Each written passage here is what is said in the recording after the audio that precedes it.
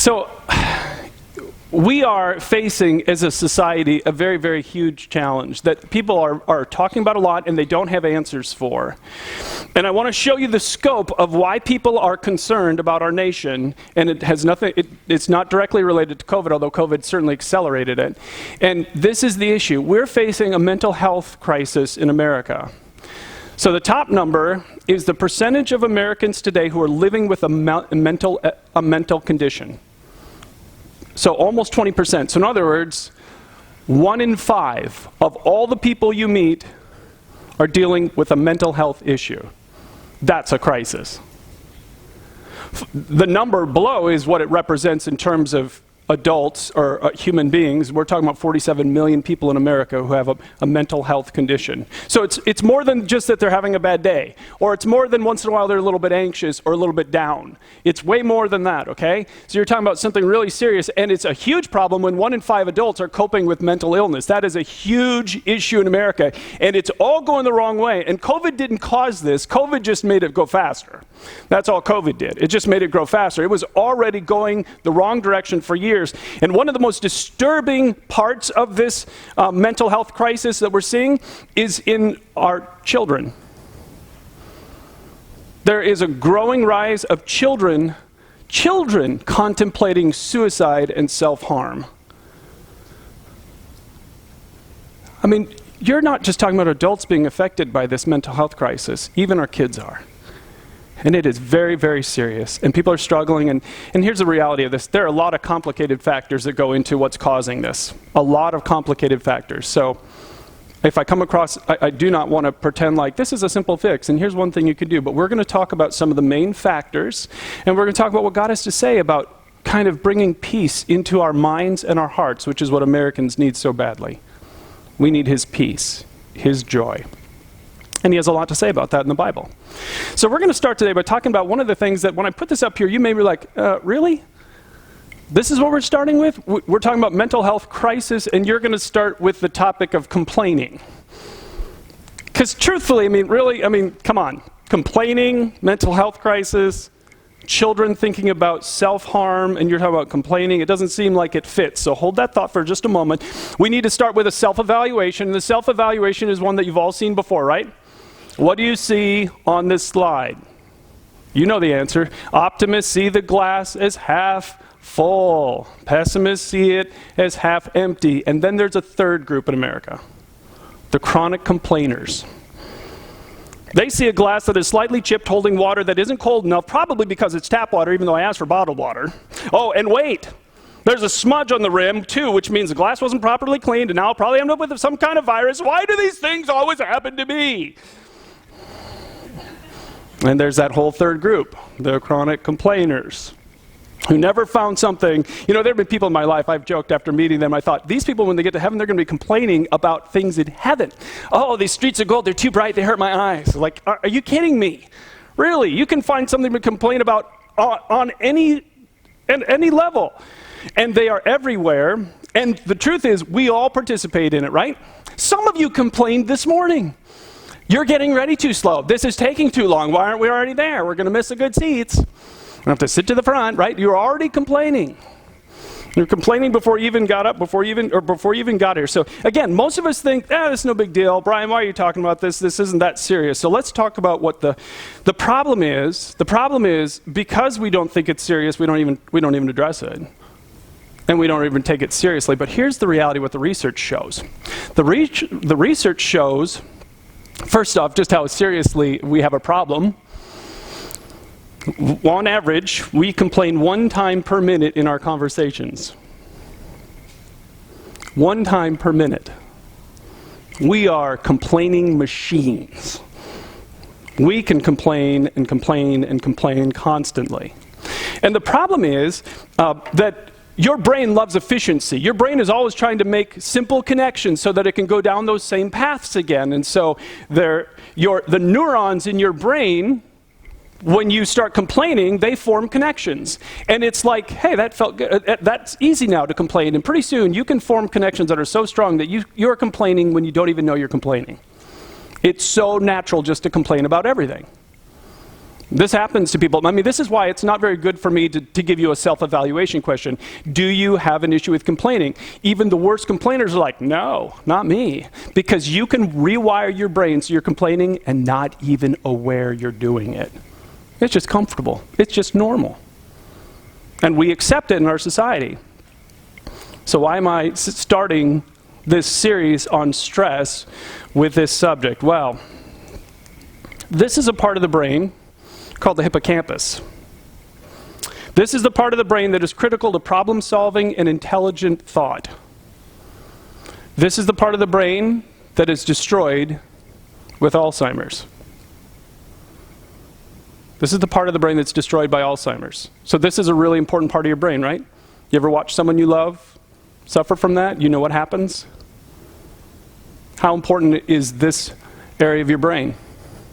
Do you know what science has revealed happens to this part of your brain when you complain? It shrinks. It's damaged. I'm not saying you're going to get Alzheimer's if you complain. Please don't hear me say that. I'm saying that this critical center of your brain that you absolutely need to do intelligent thought and problem solving and creativity is damaged when you complain. Now, do you see why I'm starting with this? This is way more serious than we tend to give it credit. So, let me just, in just a moment, I just want you to think about your own life. And I want you to think about the answer to this question. How much time do you spend complaining? How much time do you spend complaining about your boss or your manager? How much time do you spend complaining about your coworkers? Or how much time do you spend complaining about your car, or your job, or your home, or your spouse, or your parents? We complain a lot, don't we?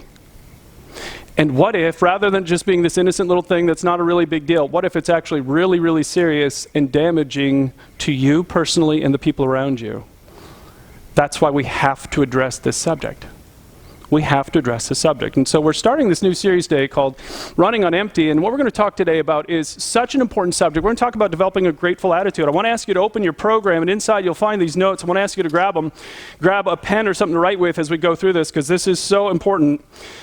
And hopefully you're understanding just how important it is. Welcome to those of you who are watching us online. So glad you've tuned in. To those of you who are watching on our website at penuelchurchlife.com, we're glad you're there. You see the notes right there. I want to encourage you to open them up. Let's jump right into this. We only have two things we're going to talk about. And this first one I'm going to go through rather rapidly, because I really want to get to the second one. First, I want you to understand just how powerful gratitude is. I want you to understand just how powerful gratitude is. While you're writing that down, I saw something great prepping this message. It was a guy who said, 4 reasons why it is great to be a man. 4 reasons why it's great to be a man. Here they are. First, phone conversations last 30 seconds. Yep, right? Second, if someone forgets to invite you to something, they still get to be your friend. Third, you can watch a game in silence for hours with your buddy without them thinking, oh, he must be mad at me, right? Watching the game. And then my favorite of all, if another guy shows up at a party with the exact same outfit you're wearing, he just might become your new best friend. Oh, it's great. All right, so I wish I had time to show you. If you know me, you know that I really like science and data, and I love that kind of stuff. I love the field of neuroscience. I often wonder what I would have done if that field would have been around when I was in high school or college, because it's so fascinating to me. We can plug your brain into machines and watch what happens when you complain. And we can plug your brain into machines and watch what happens when you're grateful. And we know what's going on inside of here. And there's so much science about this. So I'm just going to give you a little bit. I'm going to be really careful not to overwhelm you. But the first thing that gratitude does is it puts all the happy juices in your brain. So I'm trying to describe this in a very non-scientific way, as you can see. It is about happy juices. You have them. Your body can produce them. So let me just show you two of the things that we know gratitude puts inside your brain. The first is dopamine. And it has this positive effect on all of our lives. When our bodies produce dopamine, it makes us feel better. It's the reward chemical in your brain. It turns on all the learning centers. And all it takes to create dopamine, all it takes is this. We know this scientifically. We know that if you will spend some time thinking about what am I grateful for that's good in my life right now? Or who am I grateful for? Just the act of sitting there and asking those questions and really pondering that, which while you were given a card today, I want you to feel a little better. Just the act of doing that creates dopamine in your brain. The feel-good part of the feel-good chemical starts to get activated. But that's not the only one. The other one is serotonin, which you probably at some point heard about. It's a fascinating one. It does all of these positive things. It's a mood stabilizer. Matter of fact, in my research, serotonin is often called the happiness molecule. It's the happiness molecule. So it's going to make you happy if you get more serotonin. Well, where does serotonin come from? What causes your body to trigger serotonin in your life? Well, there are a lot of things, but one of the things that we know is that gratitude triggers serotonin production in your body. You want to feel more of the happy juices in your brain, then be grateful. So let me show you one of the things that I thought was so fascinating. They did a study, one of the studies that they did, and this one, I don't have written down where it was from, but they took people who were going in to see a counselor. So they were at the point in their mental health crisis where they knew they needed to get help. So they started seeing a counselor. And they separated two groups out.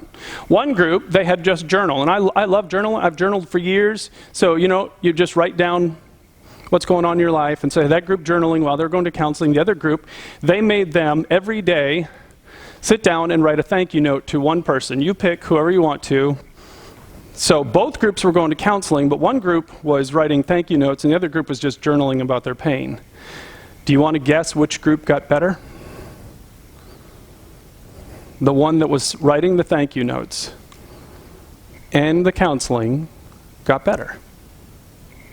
They saw a significant reduction in both anxiety and depression in their life because they were grateful. It's what triggers this inside of us. And I, of course, theologically, I really love this because guess who wired your body and my body to respond to this? I believe my God did. I believe the creator of the universe said, you know what, when you guys are grateful, I'm going to make your life better, and you're going to have all this fun stuff going in your head, and it's going to make your life better. So you have two options in front of you. You can decide. You decide. Some of you, and most Americans actually believe this one, once I'm happy, then I'll be grateful, right? That sound like the American mantra? Once I'm happy, then I'll be grateful. And you know what God has wired it to be? Once you're grateful, then you'll be happy. Once you're grateful, then you get to be happy because of what it does inside of us. The second thing it does, on your notes, letter B, is it reduces anxiety and stress. Boy, is this an epidemic? Is this a problem in America? How many anxious and stressed out and depressed people are there in America right now? And again, not mildly anxious, not mildly depressed, seriously struggling with this. Limiting and debilitating. So there was a research study done at University of California in Davis, UC Davis is what it's called. They found out the people who worked daily to cultivate an attitude of gratitude saw their mood and energy level go up while their cortisol level went down. Now, have you heard that word before, cortisol? Cortisol is what your body releases when you're under stress. This is the bad one. You don't want this inside of you. This is what we know cortisol does. It damages you. It has physical and mental and emotional impacts across our body, and there's a lot being studied about this. As they were studying people who were taking time to be grateful, they discovered that in some cases it reduced the stress hormone cortisol by 23%. Significant reduction to the thing that's making you feel miserable. So that's what's happening. We know this is happening. We know that one of the studies they did at Kent State University is they asked people to sit down every day and write a meaningful letter of gratitude to one person in their life. And these were people who were struggling with depression. So again, mental health issue, that's such a serious one. They were seriously depressed. They made them write a thank you letter every single day. And the result was, again, the depression level went down as the cortisol level went down, because gratitude triggers the positive and removes the negative. Now I find this interesting because look at this verse. Paul wrote in Philippians 4:6, don't be anxious about anything, but in every situation by prayer and petition with thanksgiving, present your requests to God. Isn't it interesting that 2,000 years ago, Paul was saying, if you want to see your anxiety go down, let your thanksgiving go up. 2,000 years ago, he was saying, increase your thankfulness, your gratitude, and your anxiety is going to go down. That's what it does. The third thing I'm just going to touch on because I don't have time, but it positively affects our body, and there's so much I could show you about this. One of my favorite things is gratitude and sleep. Gratitude and deep sleep. Some of you don't wake up feeling refreshed in the morning. Do you know how much research there is about gratitude and deep sleep and refreshing sleep? What if this is the reason you don't sleep good and you don't feel refreshed?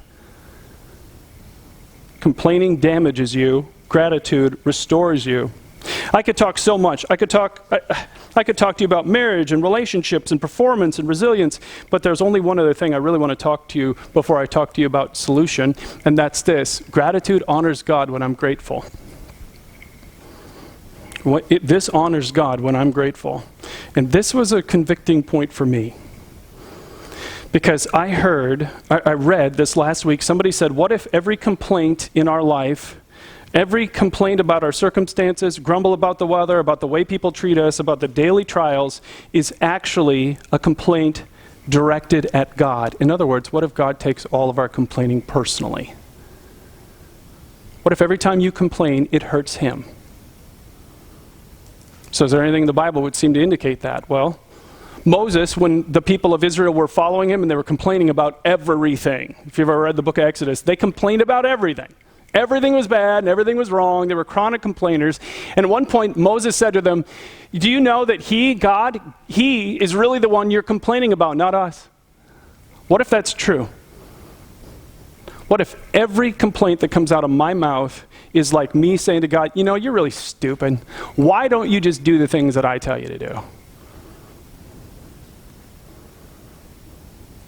What if every complaint hits him like those words would hit him?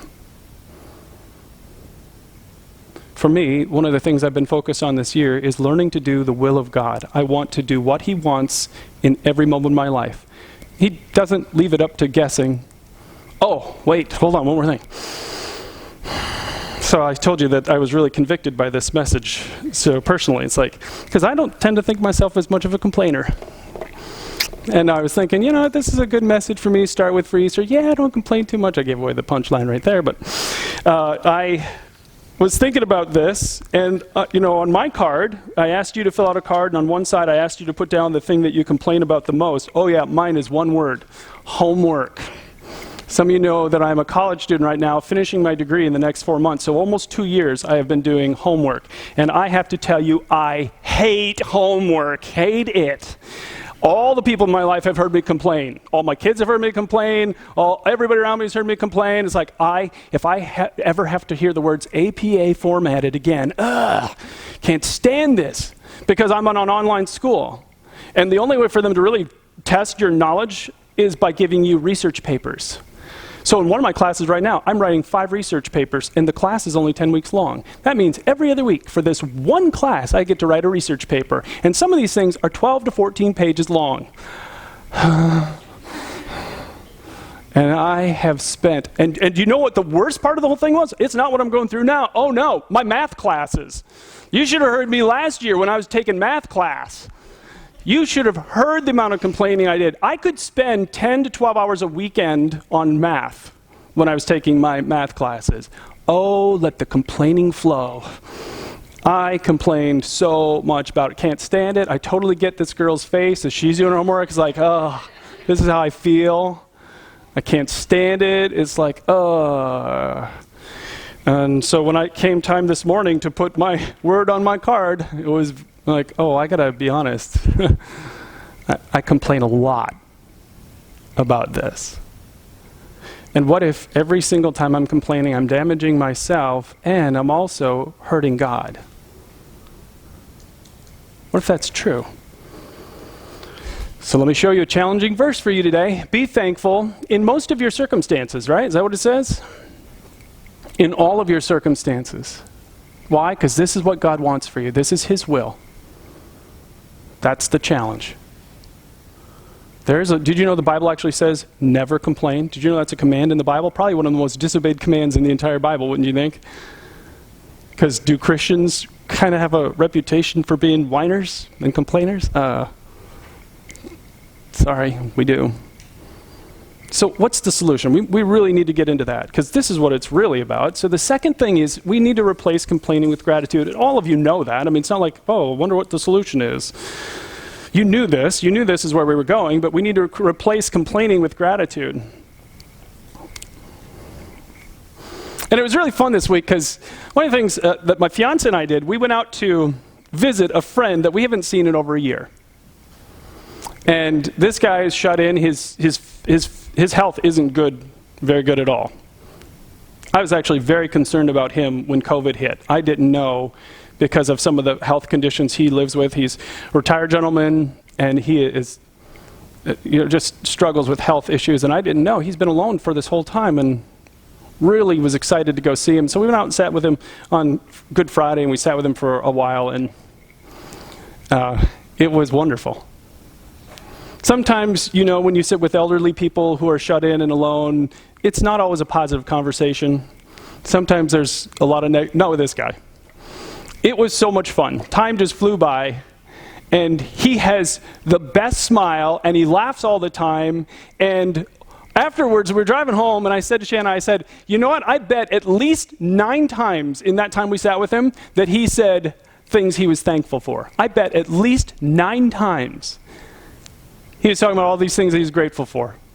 Matter of fact, at one point he looked at us and said, I'm so grateful you two came today. I'm going to thank God for you guys coming out to see me. It's like, that's just how he was the whole time.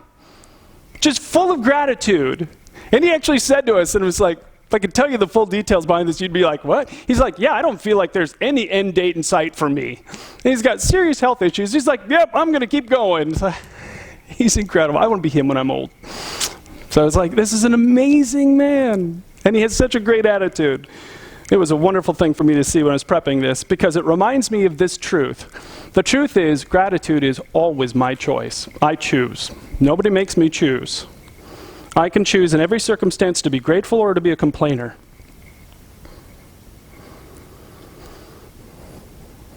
Do you know why there are no commands in the Bible for you to deal with solar flares?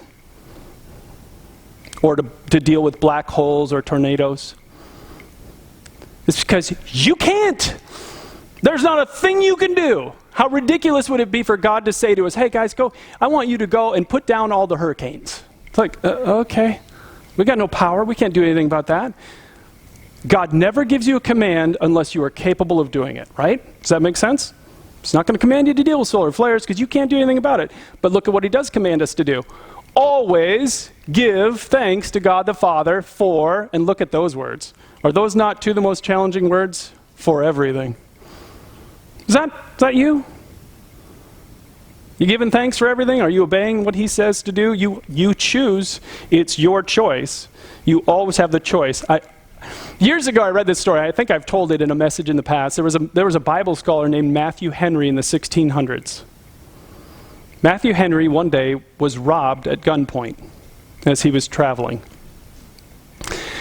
What was so amazing about Matthew Henry is that years later, when they read his diary after he passed away, was what he wrote in his journal after being robbed at gunpoint. Matthew Henry wrote 4 things he was grateful for after being robbed. I mean, that's just what we would do, right? Maybe it's natural. Armed robbery, we would immediately start thinking about all things we're grateful for. He did. Can you even think of one? I mean, here's what he put down. Listen to this. He said, let me first be thankful because I've never been robbed before. First time. Okay, grateful for that. Okay, that's probably something pretty good to be thankful for. Second, he said, because although they took my wallet, they didn't take my life. And then he said, although they took my everything, it wasn't very much. And then, because I was the one being robbed, not the one doing the robbing. Gratitude is always your choice. You always get to choose in every circumstance, like it says. He even found a way to be grateful for being robbed. We can always obey Jesus. So how do you do it? Well, you set your mind on both tracks. You set your mind on both tracks. This is how you actually do it, how you replace complaining with gratitude. This is so significant. I know that it was just over 3 years ago that I read what I'm about to tell you. It impacted me so much, I have not stopped talking about it for 3 years. I've talked about it over and over again. I'm not done talking about it. I want to talk about this so much till every single one of you knows what that means. I learned it from this man, Pastor Rick Warren, and that's his wife, Kay. On the back table here, we have a little booklet. It's free. You can take one on the way out. It's called The Purpose-Driven Life. It's just a condensed part of his best-selling book. He wrote a book called The Purpose-Driven Life. It is phenomenal. It became an international bestseller, made him more money than ever. He gave away all his income, gave away his salary, paid his church back every dollar they'd ever paid him, started this world relief organization. I mean, he handled wealth the right way. And in the middle of all this tremendous success, his wife got breast cancer and they didn't know if she was going to survive. Right in the middle of it. And in the middle of wrestling with these two things, these two extremes, he had an epiphany. This is so significant that you get this and you change your mind about this. Ready? He realized that life is not a series of ups and downs. This is how we think of it. Okay, things are going good. I'm on the upside of the hill. Oh, things are going bad. I'm on the downside. Up and he said, no, it's not. He said, it's train tracks. This is life. And you always have one wheel on tracks where things are going right in your life. Always. And you always have one wheel on tracks where things are not going right in your life. Always. I just thought that was such a profound statement to say. If you will shift your mind to this kind of thinking, then you can avoid all these giant mood swings. In every circumstance, every situation of your life, you always have something that's not going right. This morning, you all have things that are not going right in your life, in some aspect of your life. Maybe your physical health, maybe your personal finances, maybe your job. There are things that are not worth celebrating. And then you all have things right now that are going right in your life, that are going good. And in every situation, you always can focus on one or the other. You have that power to choose. So, what you're doing when you do this is this. You are choosing what you set your mind on. And the Bible tells us to set our mind on the right things, and they'll change us. So, it all comes down to this. You have to choose today to adopt new habits. And you have to choose that you're going to adopt some new habits. Because I'll promise you, I'll tell you, you want me to guarantee you what won't work? Filling out this card one time. It's like, yeah, I tried that gratitude thing years ago. It didn't work at all for me. Yeah, great. What would you say to somebody who's like, yeah, I tried that push-up thing, exercise, One day I did like 10 push-ups and it didn't work at all, so I quit. What would you think about? You'd be thinking that you are a ding-dong. That's not going to work. Of course, you got to do this. If you're going to do it, you got to do it. It's the repetition that is cumulative, that has the impact. It's just not going to be effective for you to do this one time. You've got to actually make it a part of your life. So, flip your notes over on the back, because here's the challenge for you. Pick one. And I actually encourage you to pick two, but for the next 21 days, you're going to spend 2 minutes a day focus on gratitude. So, you can write out 3 gratitudes every day. Matter of fact, if I still had kids at home, here's what I would be telling my kids. I would be telling my kids, I would go to Walmart after this, and pick up a whole bunch of 3M sticky notes. And I would make it a challenge every day that all of my family has to write 3 things they're grateful for from the last 24 hours and put it on the fridge or put it on the bathroom mirror, put it somewhere that's cumulative. So every day we can all see if somebody's done it or hasn't done it, and then we have this growing kind of testimony. Look at all we have to be grateful for. And the reality is some people are going to think of things to be grateful for that you forgot, and you're like, oh, I like yours. That's a good one. I'm putting that down tomorrow. So you can do that and let it fill a wall, let it fill a mirror, let it fill whatever you want to do. I highly encourage that one because then it's visual too. Do that one. If you're going to do any of them, start with that one. Second, journal about one positive experience in the last 24 hours. This is so important. I'm a big believer in journaling. So if you've heard me talk before, I believe in I fill notebooks with things I write about. And here's the problem with that. Too many times in my past, I filled the notebooks with things that were painful and difficult that I lived through. And I made them into misery manuscripts. Some of you have beautiful manuscripts of all of your misery. And you just fill pages and pages like I used to do with all of your misery. Do you think a misery manuscript is going to trigger any of the happy juices in your head? What do you think? Not a shot, right? No chance. Every journal entry needs to be ended with, in the last 24 hours, here's one thing I'm grateful for. Every single one. You know how easy it is? I mean, once you get in the habit, I'm so grateful for my mom. My mom is has been such a powerful spiritual influence in my life. My mom taught me right after I became a Christian about the importance of spending time every day saying thank you to God. And so I can remember as a young high schooler, I became a Christian in high school, and I would fall asleep at night trying to think of 3 to 5 things that I was grateful to God for because of my mom. It is a habit that I practice now for 36 years because of her. And it is wonderful to do. In my last 24 hours, you know how much I can say to thank God for? Yesterday, I got my golf clubs out and went to a driving range. Do you have any idea how happy that made me? It was just like, Jesus, thank you. You know how much I have to be grateful for? Do you know how many places around the world they'll never hold a golf club? And how sad for them. And I am blessed to be able to be here and have this opportunity, and I can go do that. And I just have so much to be grateful for.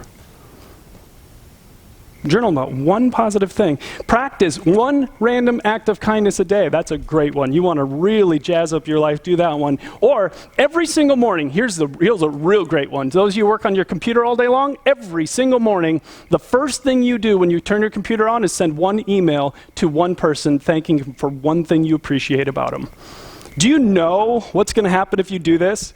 Let me tell you what's going to happen. This guy's name is John Kralik. His life wasn't going very well. Matter of fact, talk about a mental health crisis. He was miserable by his own description. These are his words. Miserable, broke, overweight, on his second divorce, living in a crummy apartment in LA that was so cheap he couldn't even afford air conditioning. He was an attorney, but he couldn't even afford to pay his employees because his clients weren't paying their bills on time and sometimes not paying them at all. And this was his life, this downward trajectory. He was miserable, burned out, depressed. And so one year on New Year's Day, he was walking in the hills of LA and he was all alone, thinking about how awful his life is, and he came up with an idea. He decided that year, every day, for 365 days, he was going to write one thank you note to one person for 365 days. He did it. It completely transformed his life. He said before this, he used to find 9 things a day to complain about. And he was stunned how many things he had to be grateful for right in front of him. Listen to part of what he said. By the time I'd written 365 thank you notes, my life had been transformed in ways I could not have expected. As I saw my children, friends, and coworkers, acquaintances, even baristas had blessed my life, and as I acknowledged their impact, my blessings seemed to multiply. That sentence is so important. That will happen to you if you start doing this. You will see how blessed we are by God, and it will just continue to grow.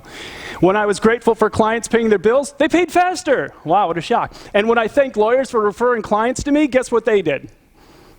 That gratitude resulted in even more positive behavior coming back to them.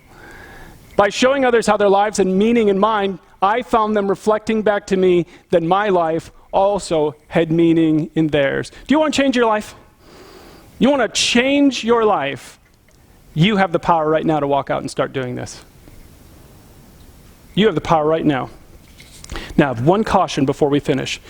If you are with somebody this next week, and you're all excited about gratitude, and they've just gone through a crisis and they're really hurting, do not say to them, you know what you need to do? You need to stop complaining and you need to start being grateful, okay? So I know I have to say this because some of you are going to be really amped up about this. You're like, yeah, we're going to do this, we're going to do this. And so somebody who wasn't here, they didn't hear any of this, they don't even know why you're saying it. That's not what they need. In the moments of pain, people need empathy from you. They need you just to listen to them and validate their pain. That's got to be so hard.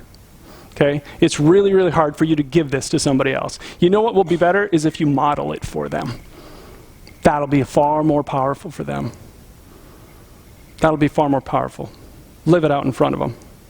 If you're a follower of Jesus, which of those 4 habits are you going to do? Which one are you going to start with? I've told you mine. I love it. And oh boy, in front of all you here, I am going to do my best to never again complain about research papers. Jesus help me. All right, so that's mine. What's yours? What's yours? If you're just exploring your faith with us here, I'm telling you right now, I have so much to be grateful for because of Jesus and his presence in my life. We all do. You may not realize just how much he has offered us, but he's incredible. This God of love gave his life on a cross to pay the debt we owe. Because of the things we've done that are wrong, we've created a debt. Just think about all the complaint. Just think about that one thing. If complaining really hurts God, how much do you think you and I have hurt God in our lifetime? Just with that one thing. I mean, an incalculable debt, right? Jesus, with his death on the cross, paid the debt to wipe it away. And then on this day, he rose again. Let me have you bow your heads. Maybe this is the next step for you spiritually, is to let Jesus give you this incredible gift of forgiveness and life. And if you want his presence inside of you, you can have it right now. Just say something like this. Say, Jesus, I'm turning to you today. I know I've spent way too much time complaining. I know it. I admit it to you. Never even thought about how it might be hurting you. Please forgive me. Please forgive me. Come and make your home inside of me today. Give me this gift of eternal life and forgiveness. In Jesus' name, amen. Now, as we finish off, can I ask you all to grab this connection card out of your program? Even if you're a regular attender, we just ask you to do it and just put your name down. But some of you may have prayed and asked Jesus to forgive you or renewed your commitment. Just let us know. Some of you you're going to try this kindness challenge. Put down kindness challenge on here and we'll pray for you. We'll pray for you because this is a habit. It's got to be started and maintained. So we'd love to hear about things that you're going to be doing. So just drop this in one of the 2 offering boxes back on the doors on the back wall where you came in. Thanks so much for coming. Hope to see you again next time.